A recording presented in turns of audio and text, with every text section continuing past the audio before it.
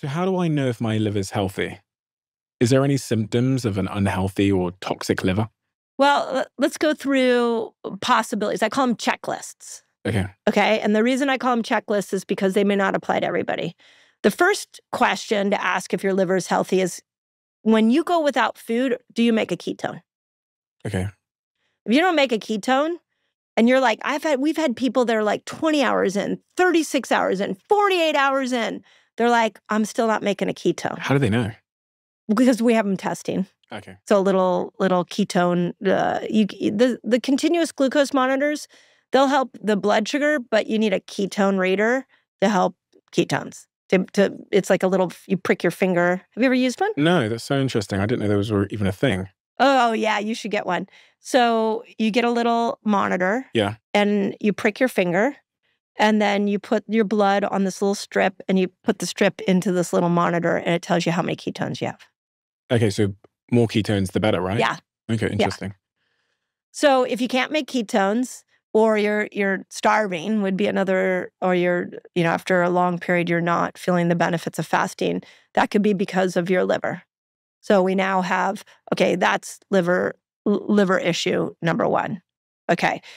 Then we can go to things like, how do you process alcohol? Like, you know how there's certain people who, like, you go out to drink with them, and after a couple drinks, they're dancing on the table. And then there's other people that, like, can drink the whole bar and they seem like they're completely normal compared to when they walked in. Yeah. So that's liver function. Like, how quickly is that liver metabolizing that alcohol? Which one is healthy, sorry? Well, I actually think metabolizing it quickly is better than the stagnant person. So the person that's hammered, yeah, is going to be yeah.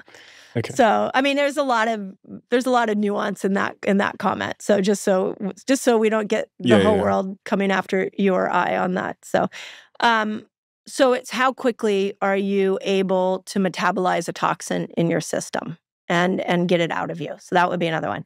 Then we have some really, really good ones, really like applicable ones. Like, this is based off some old ancient strategies, like corner of your eye. If the inside of your eye is yellow, according to iridology, which is the study of the eye as it relates to health, when the corner of the eye is yellow, that can be a sign of liver stagnation. Okay, another one. The inside corner. Yeah. So next to your nose. Mm-hmm. Okay. Another one, you can look at the bottom of your feet. So bottom of your feet, when they're dry and cracking, is showing that you're not getting proper circulation down to your feet.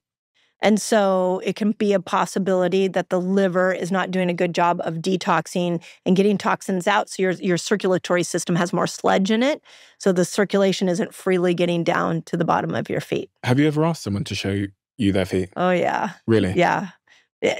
Feet, eyes, I want to know everything because it tells you. Feet, eyes, I want to know what your menstrual blood, I don't need to see it, but I want to know, is it clumpy? How quickly does the flow come out? These kind of things are so important. How quickly your hair grows, how quickly your nails grow, what's on your nails? Are nails on ridges on your nails? Because that could be minerals. Like, our body gives us a full analysis of what's going on. So I have looked at a lot of feet. And if I look at my feet now, never.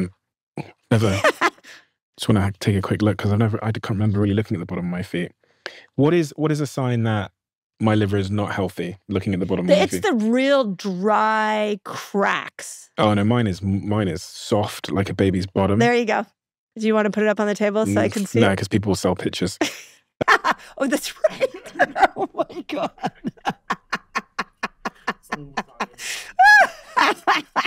Part of the revenue if that happens. So yes. Oh my God. make that decision You're myself. So accurate. Okay, interesting.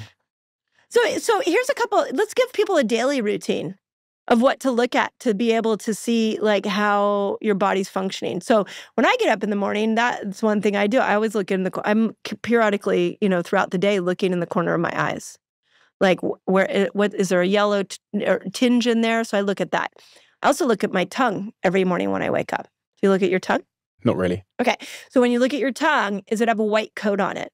If it has a white coat on it, that can be a sign of candida, of too much yeast in your system and your body's detoxing it. You can also look at your tongue when you fast.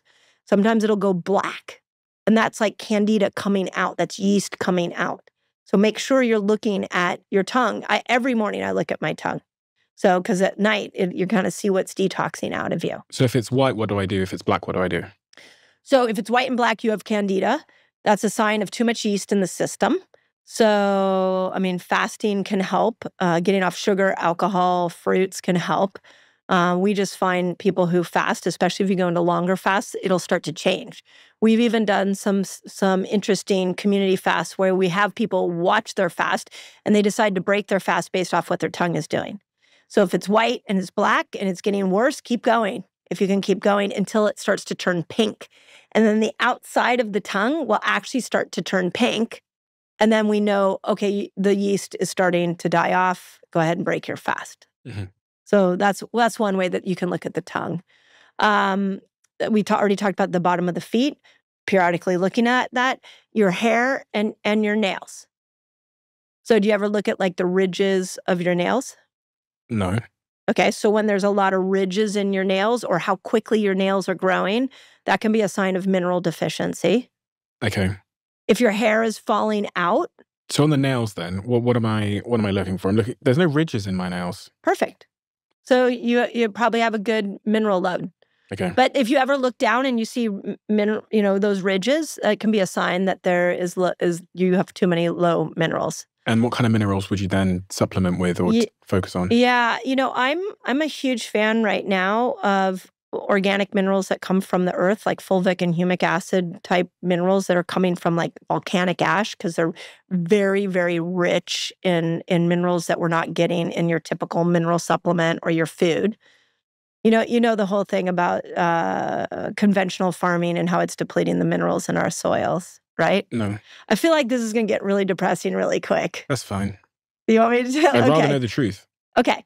So the soils that are being monocropped, where they're being tilled over and over again, not from regenerative farms, what we know now is that they are deficient in minerals. So the way that it's being expressed to people is the broccoli you have now has less vitamin and mineral content than the broccoli you had 10, 20, 30 years ago because of how the farmers are taking care of the soil. Mm. Now, you go to a regenerative farm where there's bugs, there's weeds, they don't spray. When a crop grows, they let it die, they don't till. That has more minerals. So when you are actually eating food from regenerative farms, you're getting the minerals that you need into your system. So when people look at their nails not growing, they look at the ridges, a good question if you don't want to take a mineral supplement is ask yourself, am I eating foods from a regenerative farm? Am I eating fruits and vegetables from the farmer? Do I know the farmer even? Sounds expensive. Right. Yeah. Can you see why I like fasting? But if I fast, I'm still not getting the minerals. Right, I know, but all of these problems that we're addressing in order to eat healthy is expensive. So I'll come back to that comment in a second because that's a good one to address. Let's use the typical person. They're eating everything we've talked about. They're eating all the obesogens. They're gaining weight. Their toxic load is high. They're not getting enough vitamins. They're not getting enough minerals. Their hair is falling out. A woman's menstrual cycle is off. Their skin is changing. Weird stuff is showing up. For that person, if all I do is say, hey, I want you to eat your fruits and vegetables from a regenerative farm, now, okay, we're adding some minerals back in.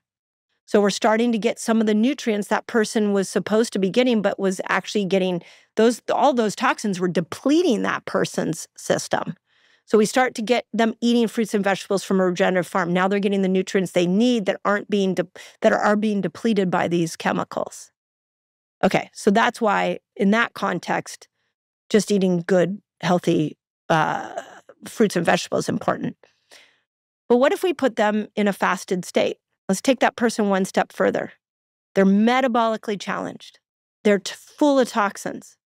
Let's put that each day, let's start to tack on a fasting window.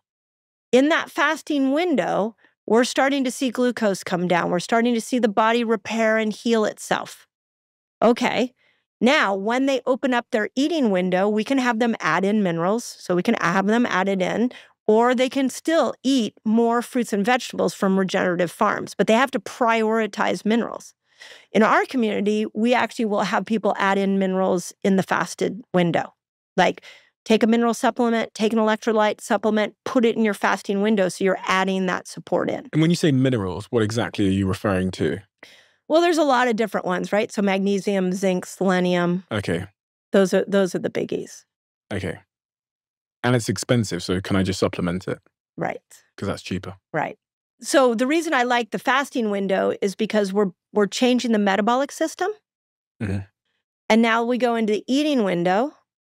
Let's just at least start with fruits and vegetables coming from regenerative farms if you don't want to spend money on supplements. If you have the resources to spend money on supplements, go ahead and do that. If you love the Diary of a CEO brand and you watch this channel, please do me a huge favor. Become part of the 15% of the viewers on this channel that have hit the subscribe button. It helps us tremendously, and the bigger the channel gets, the bigger the guests.